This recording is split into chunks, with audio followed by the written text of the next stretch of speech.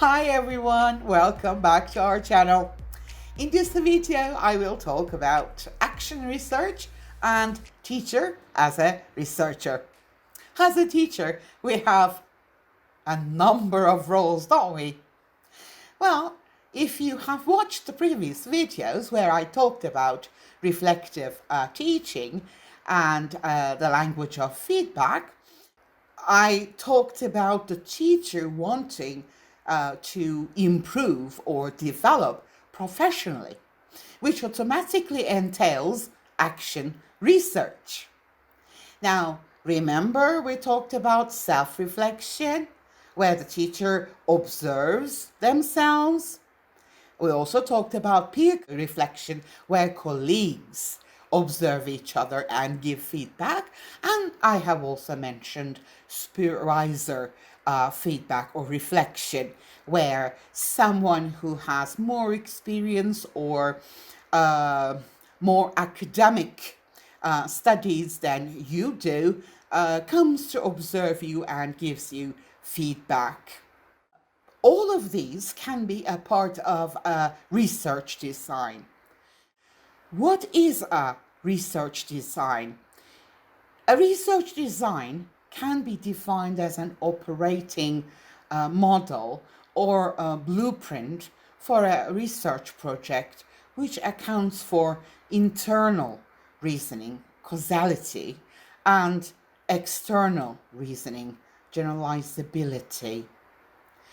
Ideas for research may come from different sources, such as thinking about our own teaching or reflecting on our classroom practices, our self-observation or peer observation, or becoming aware of a problem, of an issue in our teaching situation, or attending conferences, seminars, workshops, or talking and or listening to others, other colleagues, reading books and journals, reading blogs or other digital sources, and taking courses, especially graduate level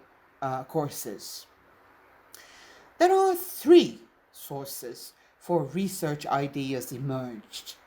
The first one, research ideas that originate outside us, from students, parents, administration, conference presentations, colleagues, or academic people, professors, for example. Ideas that come from within ourselves, our own observations, our reflections, our problems, issues, our experiences, what we want to know more about, what we want to improve. And last but not least, ideas that come from current research in our field of interest. Articles, for example, in professional journals and periodicals, professional websites or blogs, professional books, etc. What do we mean when we say action research? Action research can be defined as small-scale investigation by teachers on specific classroom problems for some purpose, such as professional development. Since action research design nearly always arises from a specific problem or issue in a teacher's professional practice, it involves the collection and analysis of data related to a problem in teaching for the purpose of discovery, reflection, and application to teaching. There are 6 characteristics of action research design. First one, it is carried out by insiders. Second, it uses any form of data, qualitative or and quantitative, but at the heart of action research is self-evaluation and reflection. 3, it is for the purpose of teacher behavioral and attitudinal change. 4, it has no expectation of generalizability. 5, seeks to improve classroom practice.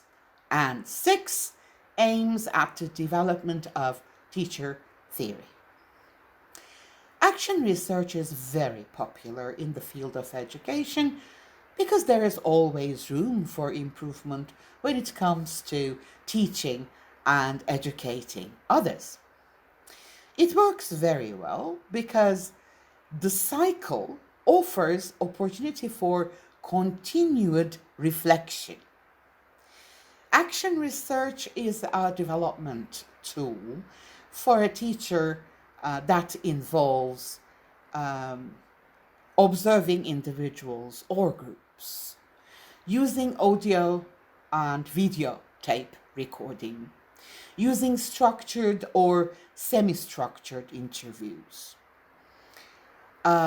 distributing surveys or questionnaires, taking field notes and keeping a journal, carrying out case studies. All these can be used to gather data for action research. What are the steps of action research? Please have a look at the figure. As you can see in the figure, it does not have a linear design. It is cyclical. As I've said before, the cycle offers opportunity for continued reflection. Cauchy in 2005 offers a more detailed cycle, as you can see in this figure. I will talk about these steps in detail in the second part of this video, but let's give an example here just to show how it works. First, we need to identify a problem. For example, my students do not want to do the writing activities that I bring to the class. They do not have much interest in doing them. Second step, develop questions and examine assumptions. Why do my students have little interest to do the writing activities? How can I motivate them to have more interest in writing? What kind of activities have I used so far? What kind of activities have I not used yet? Is there a correlation between the activity types that I use and the students' lack of interest? As the next step, we need to gather data. Well, we can gather qualitative and quantitative data. For qualitative data, for example, observation notes on activities given to students in writing and students' reactions and responses to these activities or to the tasks that I or the person, the teacher, has given. Quantitative data can be a short test, a quiz in writing, and the score given to this test or quiz based on rubrics in writing. Then comes the next step, analyzing data. To analyze qualitative data, we need to analyze the observations about students' performance to tasks given, compare that with the score received in quantitative data collection device.